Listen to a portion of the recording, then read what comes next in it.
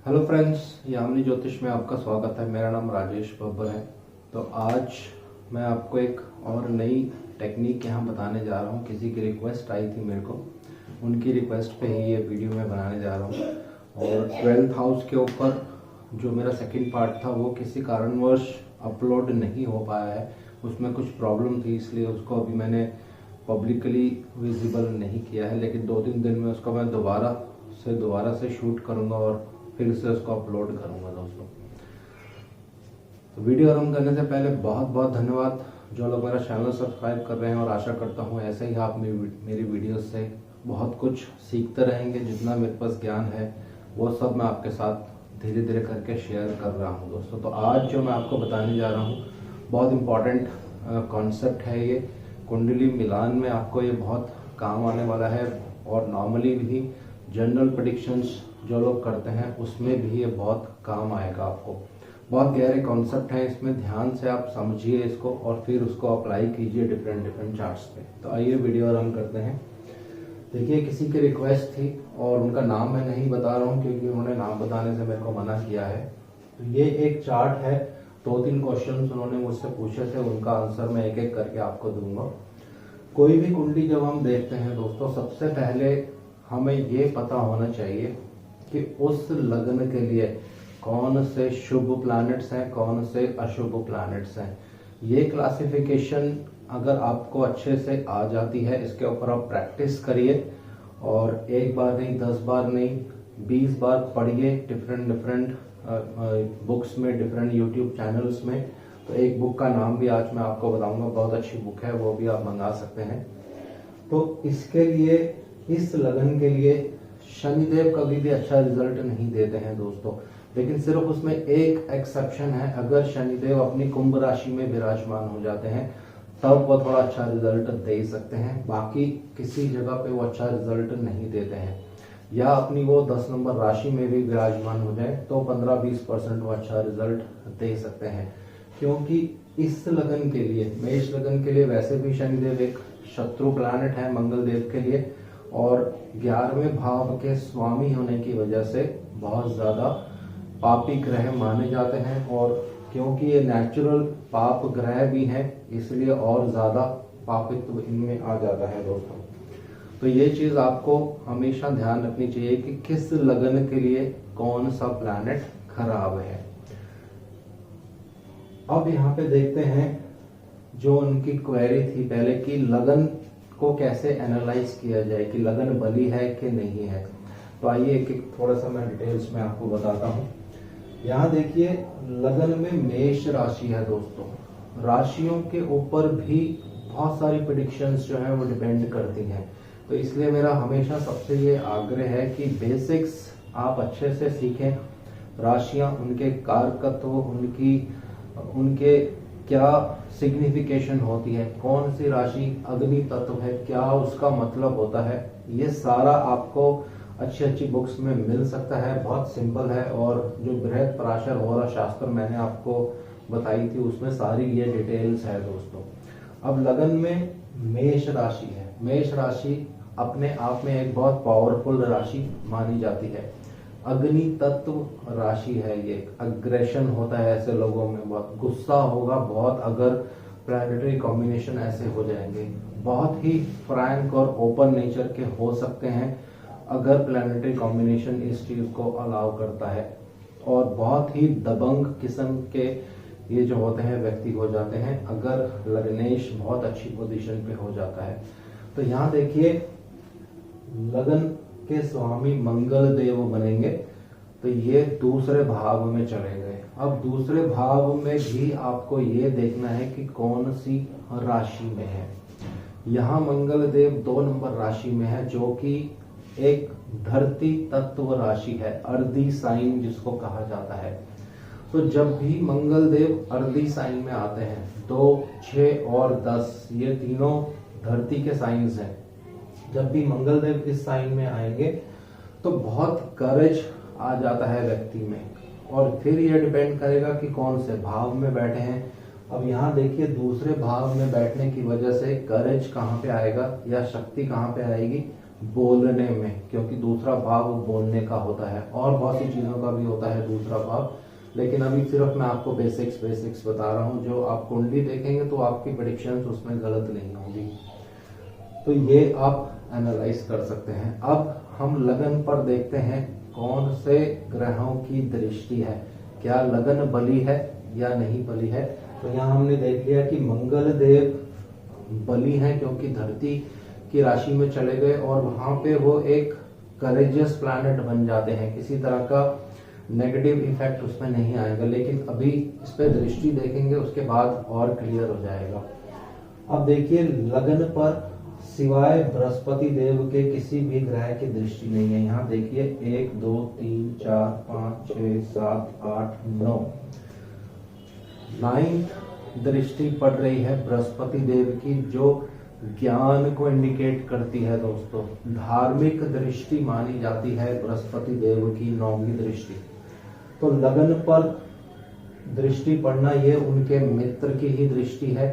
मंगल देव उनके मित्र हैं बृहस्पति देव के, और जहां से बृहस्पति देव दृष्टि डाल रहे हैं ये चीज आपको आराम से स्टडी करनी है, ये बहुत इंपॉर्टेंट होती है।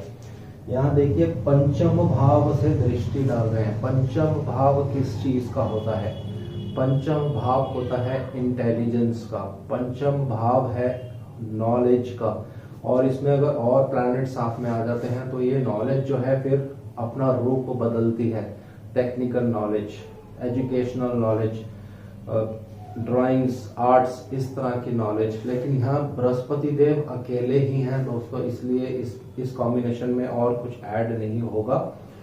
तो पंचम भाव से जब लगन पे दृष्टि डालेंगे बृहस्पति देव, अपनी शुभ दृष्टि डाल रहे हैं यहाँ पे, तो व्यक्ति कैसा बन जाएगा? बहुत इंटेलिजेंट हो जाएगा वो। और साथ में क्योंकि मेष राशि भी आ रही है तो बहुत ज्यादा फ्रैंक नेचर का हो जाता है व्यक्ति, बहुत ज्यादा बोलने वाला भी हो जाता है इस केस में, अगर बुध की पोजीशन भी यहाँ बहुत अच्छी होती है। लेकिन अभी हम दृष्टि पे ही फोकस कर रहे हैं। उसके बाद आपको और क्या देखना है कि बृहस्पति किसकी राशि में बैठकर दृष्टि दे रहे हैं। यहाँ देखिए बृहस्पति देव सूर्य देव, जो कि एक राजा की राशि मानी जाती है, रॉयल प्लैनेट है सूर्य देव कुंडली में, राजा। इनको ग्रह युद्ध में कोई भी प्लैनेट हरा नहीं सकता है। आज मैं आपको ग्रह युद्ध के बारे में भी थोड़ा सा यहाँ पे एक टिप दूंगा जो कि बहुत इंपॉर्टेंट है। तो तीनों चीजें यहाँ पे लगन को बल दे रही हैं। बृहस्पति देव एक शुभ ग्रह हैं इस लगन के लिए। नवमेश हो गए, भाग्य के स्वामी की दृष्टि लगन पर पड़ेगी तो लगन को बल मिलेगा। पंचम भाव में बैठे हैं, ये दूसरा त्रिकोण भाव है, यहां से बैठकर दृष्टि डालेंगे तो और बल मिलेगा। सूर्य देव की राशि में बैठकर दृष्टि डाल रहे हैं तो व्यक्ति की नेचर कैसी हो जाएगी? एक अथॉरिटी, एक तरह से नेम फेम देने वाली दृष्टि है ये। तो ये चीजें जब आप कुंडली देखते हैं आपको बहुत ध्यान से एनालाइज करनी है। तो यहाँ लगन जो है वो बली हो गया है दोस्तों, किसी भी तरह से लगन पर कोई बुरा प्रभाव नहीं है। तो जो उनकी पहली क्वेरी थी उनका आंसर मैंने यहाँ पे दे दिया है कि लगन पर अगर कोई पाप प्रभाव होता है तो लगन कमजोर हो जाता है। साथ साथ लगन लॉर्ड पर भी अगर कोई पाप प्रभाव होता है तो फिर लगन और लग्नेश दोनों ही कमजोर हो जाते हैं। उस केस में व्यक्ति या तो बीमार हो सकता है या बहुत सारी मुसीबतों का उसको सामना करना पड़ता है अपने जीवन में। लेकिन यहाँ पे लगन बली है तो किसी भी तरह से डरने की अब यहाँ जरूरत नहीं होती है। इस बृहस्पति देव पर अब देखते हैं किस दूसरे ग्रह की दृष्टि है। उनका भी कारकत्व जो होगा वो बृहस्पति देव में समाएगा दोस्तों, और वो जो बृहस्पति देव अपनी दृष्टि डालेंगे लगन पे, उस प्लैनेट के भी कारकत्व उसमें आ जाएंगे। तो यहाँ देखिए शुक्र देव अपनी दृष्टि डाल रहे हैं बृहस्पति देव पे, तो शुक्र देव के भी जो कारकत्व होंगे वो बृहस्पति देव में आएंगे। यहाँ शुक्र देव सप्तमेश है और द्वितेश भी है, तो किसी तरह से किसी ऐसे व्यक्ति का सपोर्ट मिलेगा जो फीमेल हो सकती है। ये आने वाली और वीडियोस में आपको और डिटेल्स में मैं बताऊंगा। और मंगल देव की भी दृष्टि है बृहस्पति देव पर दोस्तों। तो यहाँ देखिए कैसा कॉम्बिनेशन बन रहा है। बृहस्पति देव लगन पर दृष्टि डाल रहे हैं और लग्नेश बृहस्पति पर दृष्टि डाल रहे हैं, दोनों ही मित्र हैं दोस्तों।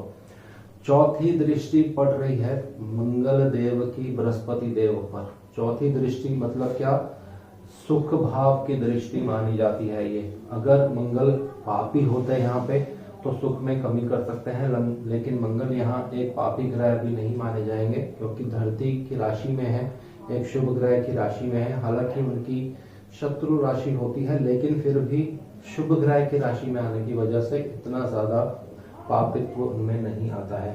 तो यहाँ ये कॉम्बिनेशन भी आपको साथ में लगाना है दोस्तों। तो मंगल देव की दृष्टि भी बृहस्पति देव को बल देगी और वो बल फिर से वो कहाँ दे रहे हैं, लगन पे। तो लगन पूर्ण रूप से यहाँ बली है दोस्तों। अब और आगे चलते हैं। अगर किसी भी प्लैनेट पर कुंडली में कोई भी प्रभाव नहीं पड़ता है, कोई भी दृष्टि नहीं पड़ती है, तो फिर वो प्लैनेट अपना पूर्ण रूप से रिजल्ट देने में सक्षम नहीं रहता है। ये एस्ट्रोलॉजी का बहुत बड़ा एक रूल है, इसको आप याद कर लीजिए।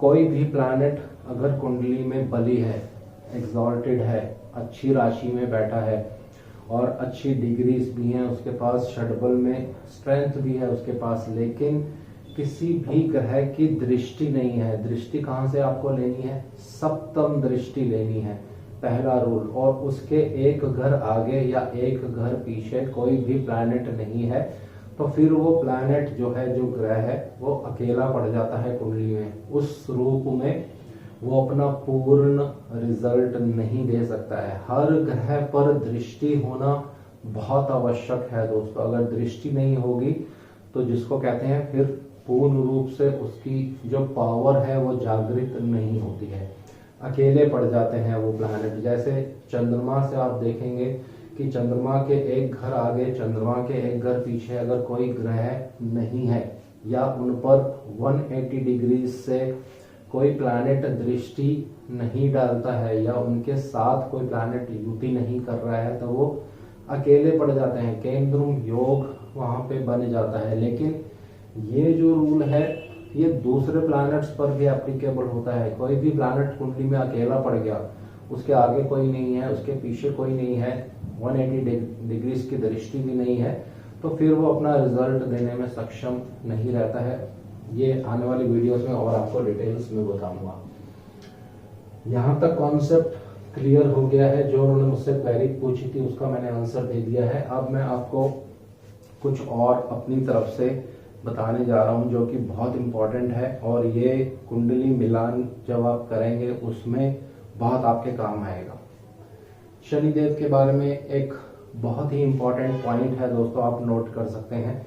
शनिदेव दुख के कारक हैं। शनिदेव आपको सफरिंग्स करवा सकते हैं, जीवन में कष्ट दे सकते हैं, जीवन में परेशानियां देंगे, जीवन में ऑब्स्टेकल्स दे सकते हैं। लेकिन कब, ये हर कुंडली पे अलग अलग तरह से देखना पड़ेगा आपको। कौन से शनिदेव, कुंडली में शनिदेव अच्छे हैं तो फिर इन चीजों में कमी हो जाएगी, दुख कम होगा, सुख ज्यादा होगा, कष्ट कम होंगे, प्राप्ति ज्यादा होगी। लेकिन शनिदेव कुंडली में बली होने चाहिए। इसी कुंडली का एग्जांपल लेते हैं।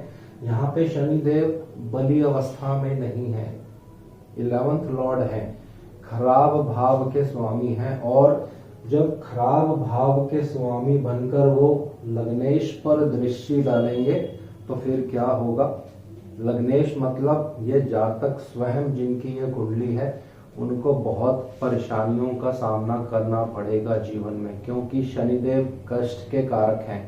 खराब शनिदेव कुंडली में अगर होंगे, कमजोर होंगे, पीड़ित होंगे या एक पापी भाव के स्वामी होंगे और फिर वो अपनी दृष्टि जहां जहां डालेंगे उस घर से, उस प्लैनेट के कारकत्वों से आपको पीड़ा मिलेगी, परेशानियां भोगनी पड़ेंगी। तो यहाँ देखिए शनिदेव की मंगल देव पर दृष्टि है, मंगल देव की शनिदेव पर दृष्टि है। लेकिन यहाँ पे एक रूल है जो काम करता है, वो है ग्रह युद्ध। ग्रह युद्ध आपस में कब होता है? जब दोनों ग्रह एक साथ युति करते हैं या दृष्टि भी डालते हैं तो भी उनमें एक युद्ध की स्थिति बन जाती है दोस्तों। तो एक रूल आप याद कर लीजिए, जब भी शनिदेव और मंगल देव का ग्रह युद्ध होता है उसमें शनिदेव हमेशा विजयी रहते हैं। ये गोल्डन रूल है एस्ट्रोलॉजी का। बहुत सारी बुक्स आप पढ़ेंगे तो उसमें भी ये रूल आपको नहीं मिलेगा। शनिदेव हमेशा विजयी रहेंगे मंगल देव से। तो यहाँ शनिदेव की दृष्टि मंगल देव पर पड़ेगी, इसका इफेक्ट बहुत आने वाला है इनके जीवन में। ऑब्स्टेकल्स आएंगी डिफरेंट डिफरेंट स्टेजेस पे, प्रॉब्लम्स आएंगी डिफरेंट डिफरेंट स्टेजेस पे। और शनिदेव जब 8 नंबर राशि में रहते हैं दोस्तों, ये प्रैक्टिकली बहुत सारे चार्ट्स में मैंने देखा है, ये बहुत ज्यादा प्रॉब्लम देते हैं, खासकर फीमेल के चार्ट्स में। फीमेल के चार्ट्स में अगर शनिदेव 8 नंबर राशि में है तो बहुत सी कुंडलियां आप देखेंगे डाइवोर्स हो जाता है या हस्बैंड वाइफ से सेपरेशन हो जाती है। इसका कारण ये होता है कि काल पुरुष की कुंडली में अष्टम भाव के स्वामी जो है वो 8 नंबर राशि जो है अष्टम भाव में आती है, जो कि प्रॉब्लम्स को इंडिकेट करती है। और शनिदेव दुख के कारक हैं, जैसे मैंने आपको यहाँ बता दिया है।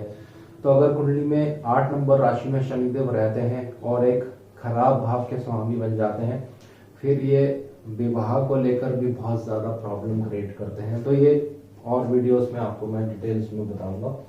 तो ये चीज आप देख सकते हैं, किसी भी कुंडली में अगर शनिदेव चौथे भाव में है और एक खराब घर के स्वामी है। अभी एक क्वेरी आई थी मेरे पास, उनका नाम मैं भूल गया हूँ।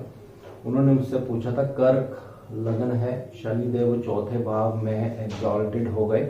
तो यहाँ देखिए दोस्तों, पहले आप क्लासिफाई करिए शनिदेव अच्छे हैं कि शनिदेव खराब है। कर्क लगन के लिए शनिदेव कभी भी अच्छा रिजल्ट नहीं देते हैं। अष्टमेश है, मोस्ट मैलेफिक प्लैनेट। तो क्या होगा, चौथे घर से आपको दुखों का सामना करना पड़ेगा, दुख भोगने पड़ेंगे चौथे घर से। सुख भाव आपका खराब हो गया और एग्जॉल्टेड होने की वजह से अष्टमेश बहुत ज्यादा बली हो गया, तो प्रॉब्लम्स जो होंगी वो बहुत ज्यादा हो जाएंगी। लेकिन अगर शनिदेव पर शुभ प्रभाव पड़ जाता है बृहस्पति देव का, तो प्रॉब्लम्स कम हो सकती हैं, उसमें कुछ डाउनफॉल आ जाएगा। लेकिन अगर दृष्टि नहीं पड़ती है बृहस्पति देव की तो फिर प्रॉब्लम्स का अंत होने वाला उस केस में नहीं है। वहां आपको लग्नेश को बलि करना पड़ेगा, क्योंकि जब तक लग्नेश बलि नहीं होंगे तब तक शनिदेव जो है वह शांत नहीं होंगे दोस्तों। तो ये और इस पे और वीडियोस बनाऊंगा आने वाले समय में। अब मैं आपको एक और रूल बताने जा रहा हूं जो कि कुंडली मिलान में काम आने वाला है आपके। इस वीडियो से, इस टॉपिक से थोड़ा वो अलग है। जो उनकी क्वेरी थी मैंने उसका आंसर यहाँ पे दे दिया है। आई थिंक उनका कॉन्सेप्ट अब क्लियर हो चुका होगा।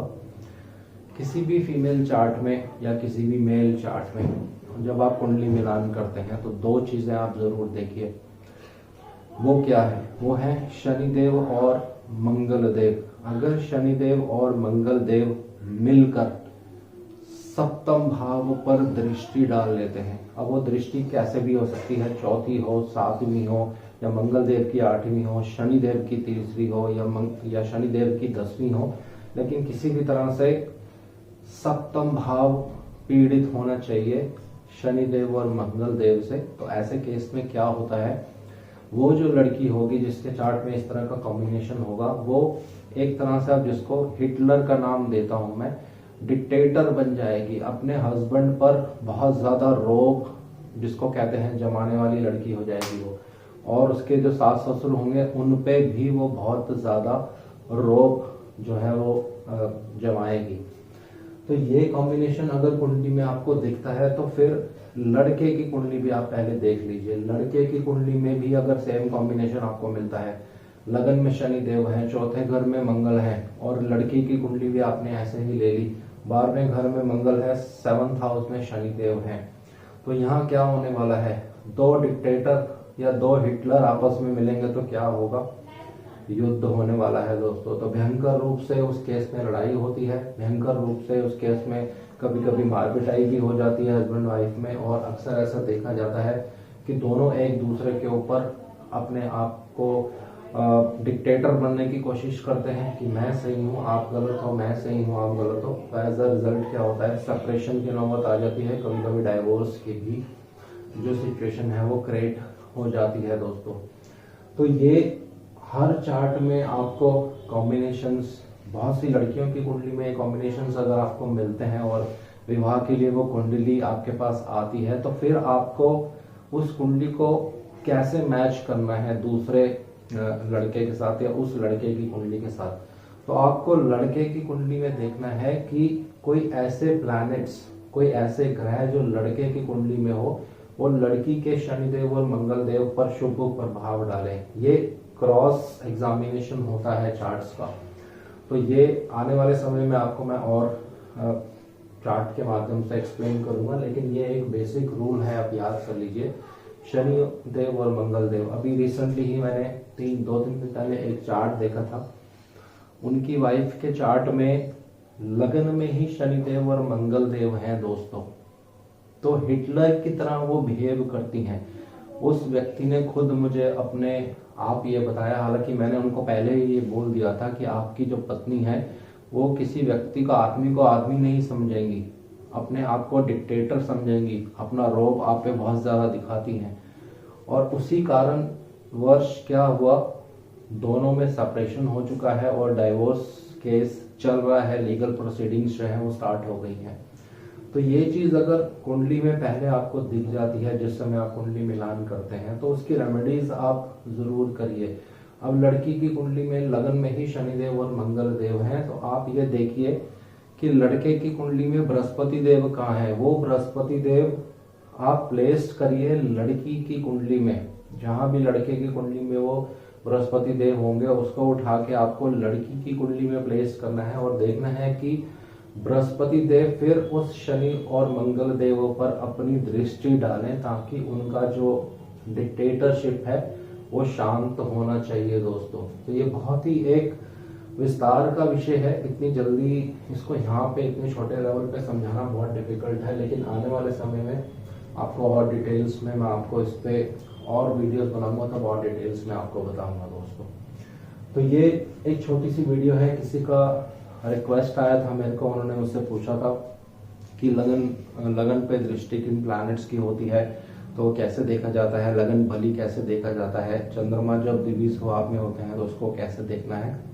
ये दोनों चीजें मैंने आपको यहाँ क्लियर कर दी हैं, प्लस कुछ नई चीजें भी मैंने आपको यहाँ ऐड कर दी हैं जो कि बहुत इंपॉर्टेंट है, आपके बहुत काम आने वाली हैं दोस्तों प्रेडिक्शंस में। बहुत अच्छी बुक्स जब आप पढ़ते हैं तो इस तरह के नोट्स आपको ढूंढने से मिल सकते हैं। अच्छी बुक्स, जो अच्छे ऑथर्स होते हैं वो इन चीज़ों को गुप्त रूप से मेंशन करते हैं, लेकिन जब आप एस्ट्रोलॉजी सीख रहे हैं और आप बुक्स पढ़िए, एक एक चीज़ को ध्यान से आप पढ़िए कि वो ऑथर क्या कहना चाहता है। हर ऑथर के पास कोई ना कोई नॉलेज होती है दोस्तों, और जितनी भी आप बुक्स पढ़ेंगे कुछ ना कुछ आपको उसमें से सीखने को अवश्य मिलेगा।